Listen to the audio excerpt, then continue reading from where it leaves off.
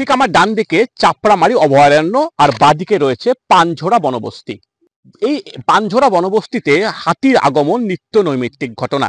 ঠিক এখানে বেশ কিছু ইলেকট্রিক ফেন্সিং লাগানো রয়েছে, তবে সেগুলিকেও বলা যায় যে হাতি তার বুদ্ধিমত্তার সাথে এই ইলেকট্রিক ফেন্সিং ভেদ করে ঢুকে পড়ছে এই বনবস্তি এলাকায়, যার ফলে ক্ষতিগ্রস্ত হচ্ছে এই এলাকার সাধারণ মানুষ। কখনো বাড়িঘর ভেঙে দিচ্ছে হাতি, কখনো আবার চাষের জমিতেও ব্যাপক ক্ষয়ক্ষতি হচ্ছে। ঠিক আমার পেছনের দিকে ফাঁকা মাঠ দেখলে বোঝা যায় যে আগে এই চাষের জমিতে চাষ করা হতো, তবে এই বন্য প্রাণীর উপদ্রবের জন্য সেটাও বন্ধ হয়েছে। আর এবার এই সমস্যা সমাধানে এগিয়ে আসলো গরুমারা বন্যপ্রাণ বিভাগ। যেটি জানা যাচ্ছে যে এই এলাকার কিছু যুবককে নিয়ে তৈরি করা হয়েছে কুইক রেসপন্স টিম, আর তাদেরকে সমস্ত রকম প্রশিক্ষণ দিচ্ছে বন দফতর। সেই সাথে হাতি তাড়ানোর জন্য যা যা সরঞ্জাম দরকার সবকিছুই দেওয়া হচ্ছে। যেহেতু একদম বলা যায় যে ঢিলছোড়া দূরত্ব রয়েছে চাপড়ামারি অভয়ারণ্য আর পাশেই রয়েছে এই বনবস্তি, কাজেই এই এলাকায় বন্যপ্রাণীর যে আক্রমণ ঠেকানো কিন্তু কার্যত একটা চ্যালেঞ্জ। আর এই কাজ যাতে সঠিকভাবে করা যায় সমস্ত রকম ব্যবস্থা নিচ্ছে গরুপাড়া বন্যপ্রাণ বিভাগ। আর খুব দ্রুত কিন্তু এই নতুন যে কিউআরটি তারা কাজ শুরু করবে। এখন দেখার বিষয় এই জঙ্গল অধ্যুষিত এই এলাকা আদৌ এই সমস্যার থেকে মুক্তি পায় কিনা।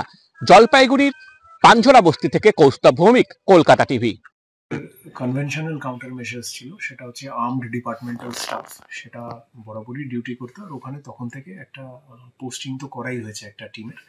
বাট যেটা আমরা ভেবেছি যে লং টার্মে যে বেশি সাস্টেনেবল একটা কাউন্টার মেজার হোক, তো ওখানে লোকাল কিছু ছেলেদেরকে নিয়ে, অ্যাবাউট 5 পিপলদেরকে নিয়ে একটা কিউআরটি ফর্ম করা হয়েছে, যাদেরকে সার্চ লাইটস, গাম বুটস, আরও যা ইকুইপমেন্ট আছে সেগুলো দেওয়া হচ্ছে। আর মোস্ট ইম্পর্টেন্টলি ট্রেনিং প্রোভাইড করা হবে আমাদের যে রেগুলার ওয়াইল্ড লাইফ স্কোয়াডস আছে ওনাদের থেকে, যাতে ওনারা নিজেদের ভিলেজের আর মধ্যে যখন ফরেস্টের স্টাফ ডিউটি করছে তখন সাপোর্টিং ইউনিট হিসাবে কাজ করতে পারে।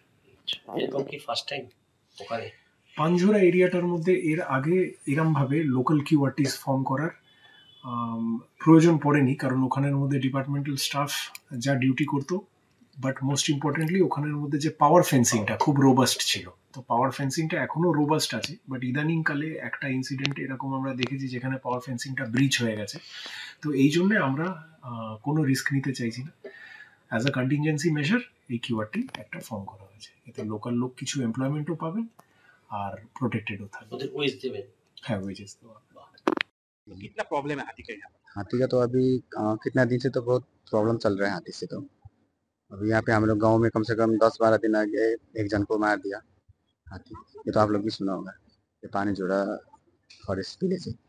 यहाँ पे हाथी का तो अभी मतलब 10-15 दिन से तो बहुत ज़्यादा ही सिचुएशन खराब है। अभी हाथी बहुत आ रहा है।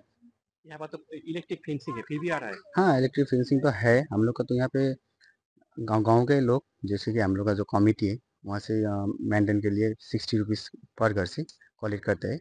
उसके बाद में वही से आप मेंटेन करते हैं। तो हम लोग का जो फॉरेस्ट जो कि रेंजर साहब है वहाँ से आप डीएफओ सर वो देते हैं शायद, मेरे को इतना मालूम नहीं है। शाम के बाद तो बहुत डर होता है यहाँ पर। हाँ, अभी तो शाम के बाद में तो अभी तो घर से बाहर निकलना मुश्किल है। मतलब ये यहाँ बाहरी तरफ, खेती की तरफ निकलना मुश्किल है। पीछे देखा जा रहा है कि एक खेत पूरा फाका है, मतलब हाँ, ओवर नहीं होता कि किस कारण से नहीं करते हैं यहाँ पर आबादी? अभी तो हाथी हाथी ज़्यादातर तो हाथी के चल रहे हैं। तो सुअर, तो धान लगाने के बाद तो सुअर भी आता है, तो इसे नष्ट कर देता है पूरा।